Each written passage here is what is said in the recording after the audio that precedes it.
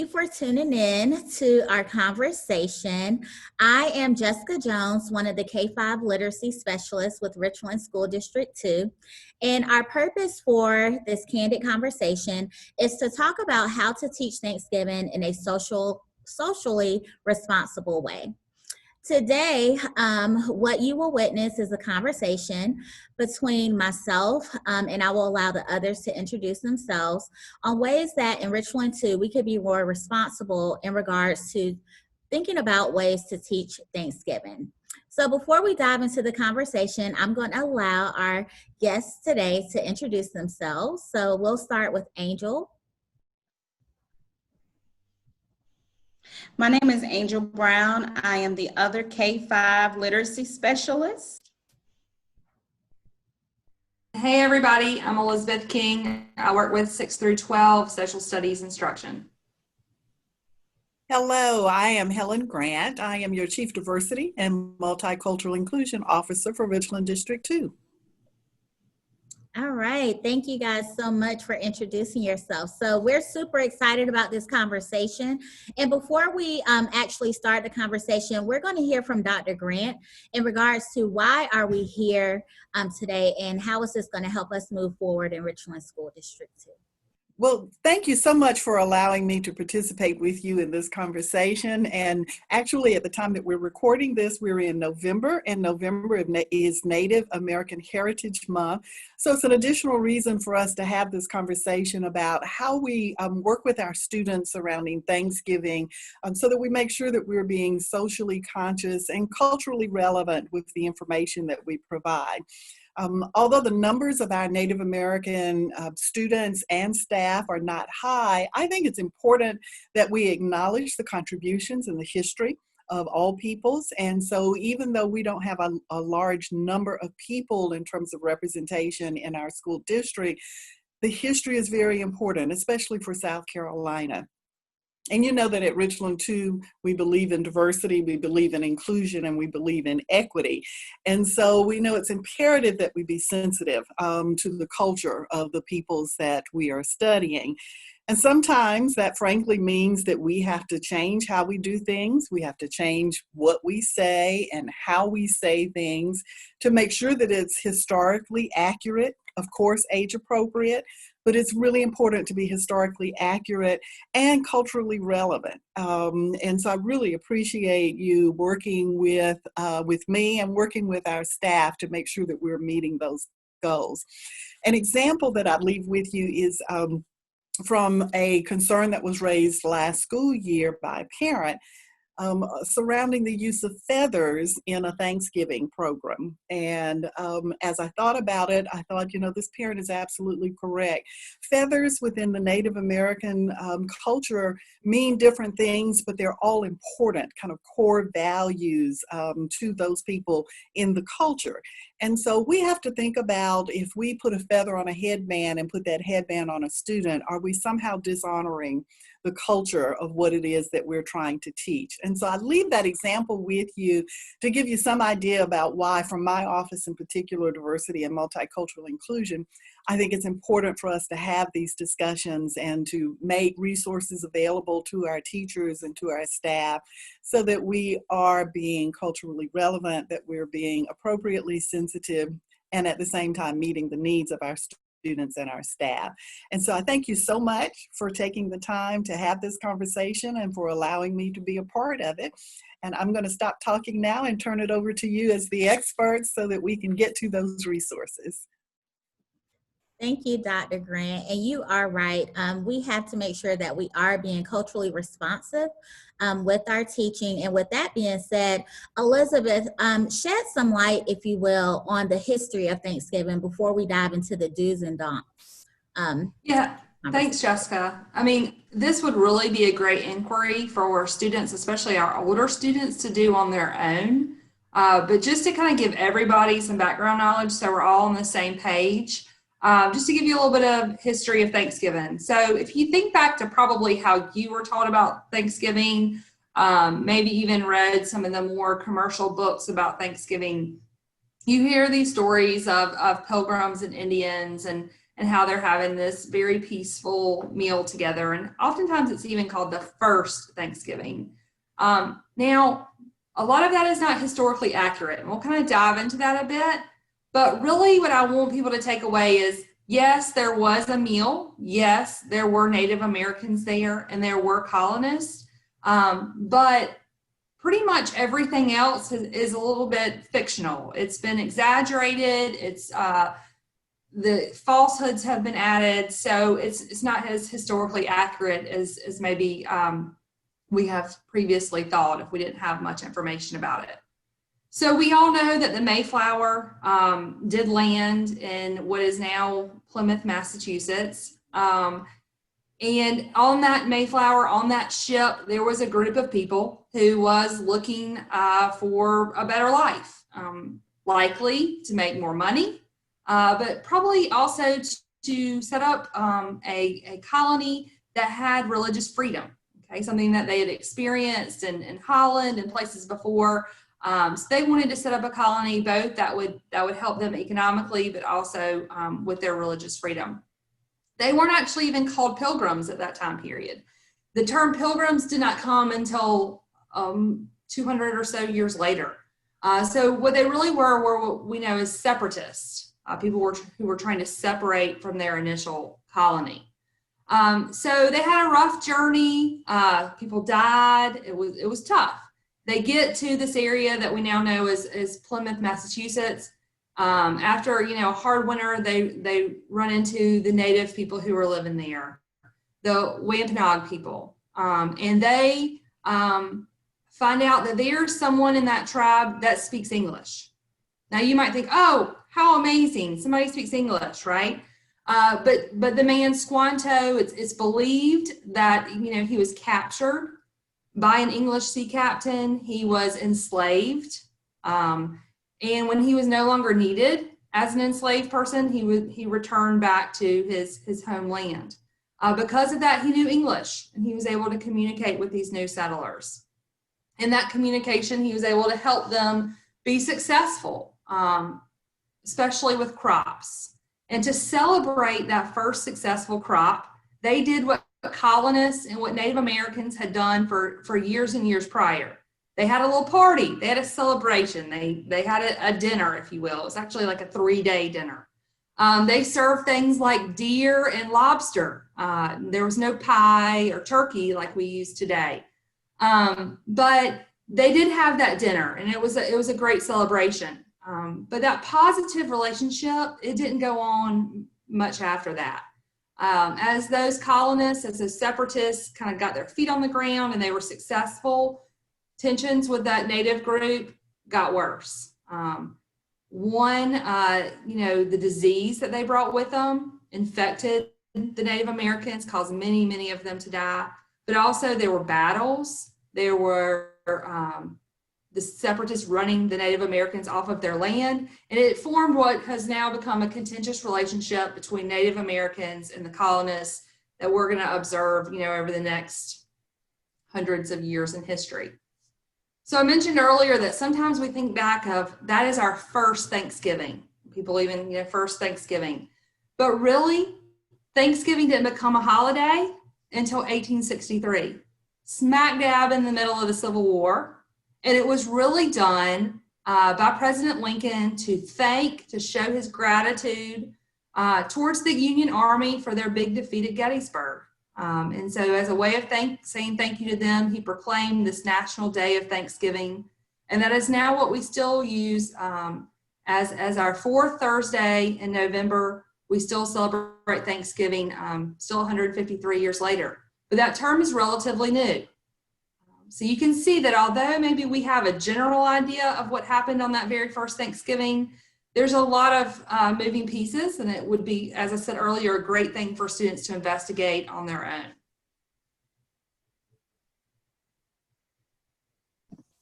Thank you for shedding light on that, Elizabeth. So we want to think about ways that we can be socially responsible with how we teach about Thanksgiving in Richland School District 2. So the National Museum of the American Indian Teacher has some requests that we are going to shed some light on with you this afternoon. And then after I share the request with you of the don'ts, what we do not want to see, Angel is going to share with us some possible things that you could consider doing with your students in the classroom. So the first one is we kindly ask that you do not have students make masks or headdresses. These are worn by Native people who have particular abilities and have achieved specific cultural goals or possess cultural knowledge. The right to wear these often comes with specific associated conventions. Masks and headdresses are not for dress-up occasions. And we know that probably when we went through grade school, we would see that, and we would have the performances where we did have the feather headdresses, our mask, and we put on a performance. But we really want to be sensitive and not do those things. Please do not have students dress up as Indians or use the term costume when describing Native American clothing. Please do not give students Indian names or assign them to tribes. Just as students should not impersonate members of other ethnicities, they should not learn about Native identity by assuming a made-up Native name or becoming part of a fictitious Native group. And so I'm going to turn it over to Angel to share with us some things that we could possibly see in our classrooms. Thank you, Jessica. So I believe that all three of you have already hit on the fact that when we were all in school, our learning about Thanksgiving, some of the activities we engaged in were very different from what we're asking teachers to do now. And as Elizabeth said, it's because at that time, that was the level of understanding that we had about it. But now we know more about the first Thanksgiving. Elizabeth, thank you for that great mini lesson on Thanksgiving and where it really comes from. And so I want to share with you that Teaching Tolerance has an article on their website that is very informative, and they actually mention some literature. So teachers, if you are interested in learning how or learning more about what we know now about Thanksgiving, again, just for your own knowledge, some of that literature is listed in here. So you can feel free to look on the Teaching Tolerance website, and we'll share that out with you and pull up that article and see some of the texts that are mentioned here. The National Council for Social Studies also has an article, and the title of that article, which I love, Beyond Pilgrim Hats and Turkey Hands, Using Thanksgiving to Promote Citizenship and Activism. So if we look at Thanksgiving through a different lens and how it's presented to students, first and foremost, we want to make sure that whatever we're doing is in our standards. So Thanksgiving isn't even in the standards for all grade levels K through 12. So make sure that you are addressing your content standards when you present social studies. So I'm going to start, with that being said, I'm going to start with primary because we know that's typically where we see some of the activities that we've mentioned in the K2 grade band. So a suggestion for something you might do is look in your standards, see if Thanksgiving is in there. Obviously, we're going to share some resources. But then we also know that in the primary grades, that's where they do a lot of teaching about who we are as individuals, how families operate, you know, what a family is, and we can maybe look at traditions that we do in families. So think about that for Thanksgiving. Having the students talk to people at home, maybe get on the phone and interview some other relatives who may be able to share some traditions that their families have historically had for Thanksgiving. So that's one idea. Another idea, if you think about the upper grade bands, again, Thanksgiving may not be in your standards. However, there's one suggestion in the Teaching Tolerance article that I absolutely loved. And I've talked with the other specialists about this, but it's on the Plymouth Plantation website. And it mentions having students look at Thanksgiving from the Wampanoag perspective, and actually being detectives and doing an inquiry and a study into what actually happened on that first Thanksgiving, and figuring out what happened, and talking about that first meal and how we got to that point, which Elizabeth gave us some great background knowledge on. So thinking about that particular activity and what our ELA standards say for inquiry, you may be able to go that route. Again, upper grade, secondary, Elizabeth mentioned it may be an inquiry that students do on their own.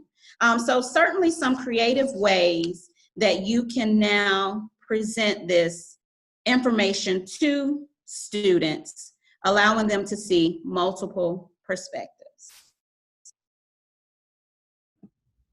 Thank you so much, Angel.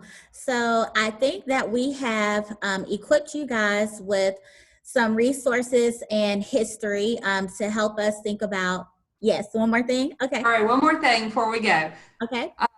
I felt like Angel was bringing up a really good point also about what we refer to the groups as we speak of them. So I feel like we just need to remind people that language matters. So when we're talking about the first people who were here, we could call them Indigenous people, Native Americans, which is what is in our social studies standards, but also the American Indian would also be appropriate. The National Smithsonian is the Smithsonian of the American Indian. So I think that's important also to remember as we think about Thanksgiving, and the term we use the most, Native Americans, but making sure we're being concise with our language there. And Elizabeth and Dr. Grant, if I recall from a previous conversation, you both mentioned that we are moving away from just Indian, right? So Yes, that is Yeah. right. Yeah. okay. Mhm. From a geography standpoint, if you're speaking about someone who is an Indian, you're thinking about the country of India in Asia. So it would be confusing for people if you did that. And it's good to remember within any race or ethnicity, there are lots of different cultures just within a particular race. So when we think of Native Americans, we're really grouping a huge number of people and cultures into one category. And so as we think about that, you want to try to be sensitive to everyone, and Native Americans or Indigenous peoples are my two favorite terms. I use those two interchangeably because these, I think, are better descriptions for us. And maybe some of the students and teachers would like to look at individual tribes and look at who was prevalent here in South Carolina, here in the Midlands region, would be another line of inquiry that could be done throughout any study with this as well. And again, while I've got my microphone on, I just want to say thank you for taking some time and sharing these wonderful resources with our staff. It's important. It's important because it's the right thing to do. It's also important because our community is sensitive and will hold us accountable. And so we like to be premier in everything that we do, and be premier in our language and be premier in our actions as well. So thank you so much. Thank you, Dr. Grant. And one more thought that came to mind as you all were talking, we also want to be very critical with the read alouds, especially in elementary school, that we may select during this time of year as well. So definitely look for read alouds that provide a more balanced perspective. So that means, preparing ahead of time, actually going through the book to make sure that it doesn't reflect Indigenous people in a way that we don't want to reflect them. So those are my final thoughts. Angel or Elizabeth, would you like to share anything else with our staff in Richland 2 this afternoon? No, that's it. I think that you and Dr. Grant did a great job wrapping that up. And Dr. Grant mentioned looking at Native Americans who would be possibly native to South Carolina. Elizabeth did share a great resource that we can add to the list that we'll send out to teachers with this video. All right, sounds good. Well, we look forward to having future conversations together as we, like Dr. Grant said, as we want to be premier in everything that we do. So thank you for tuning in. And if there's something that you want to hear or know more about, maybe if you're thinking about ways to be more culturally responsive to the students in your class, let us know so that we can, come back together for a conversation to help support the work that you are doing in your classroom. So we thank you for all that you're doing, and we look forward to chatting with you again.